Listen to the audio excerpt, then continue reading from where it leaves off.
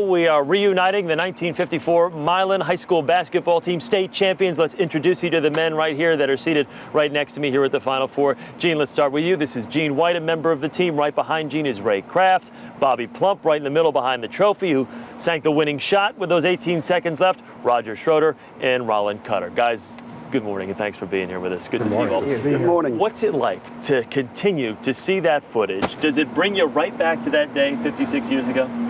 Well, I can say what Gene White always has said, that I hit that shot, and we had that restaurant, Plump's last shot. He said it should be Plump's lucky shot. Roger, let me ask you, what was your thoughts when you were watching that ball leave his hand? Did you know that he had made it at the time?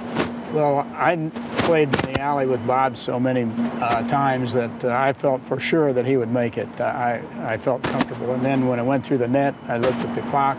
There were 3 seconds left, and I felt everything was going to be okay. Ray, let me ask you, how is this game? It is a victory that lives on to this day. I mean, here we are 56 years and 2 weeks later, and it's still the talk of the town.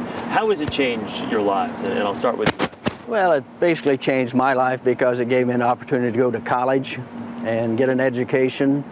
I think that just being on the Milan team and playing at Butler gave me an opening when I tried to apply for jobs, and athletically, it was the most important part of my life. Yeah.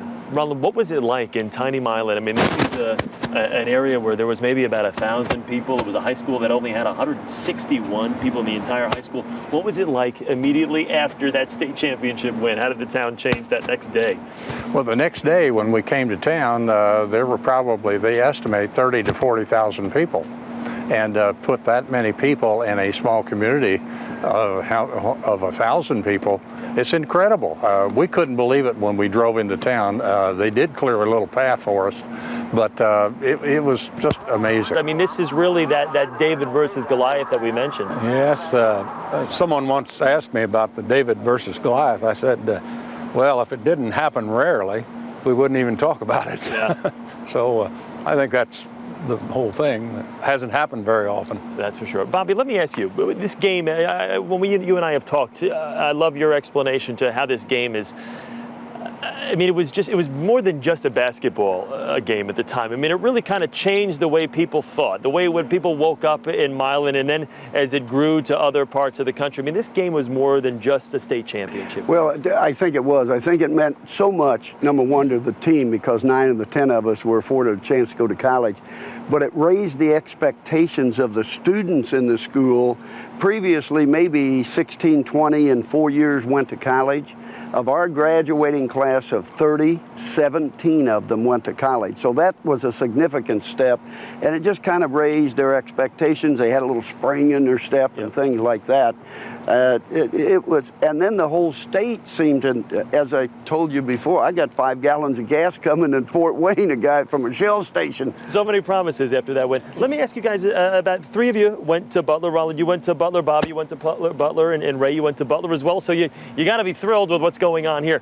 What do you tell these kids to get them prepared for what's going to be the biggest game of their lives tonight? Well, I'll tell you what I would tell them.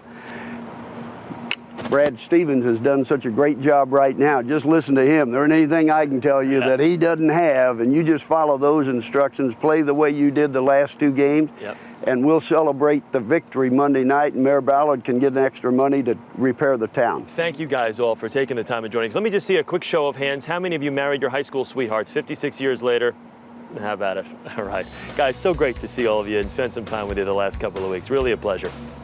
A lot happens early on The Early Show, weekday mornings on CBS.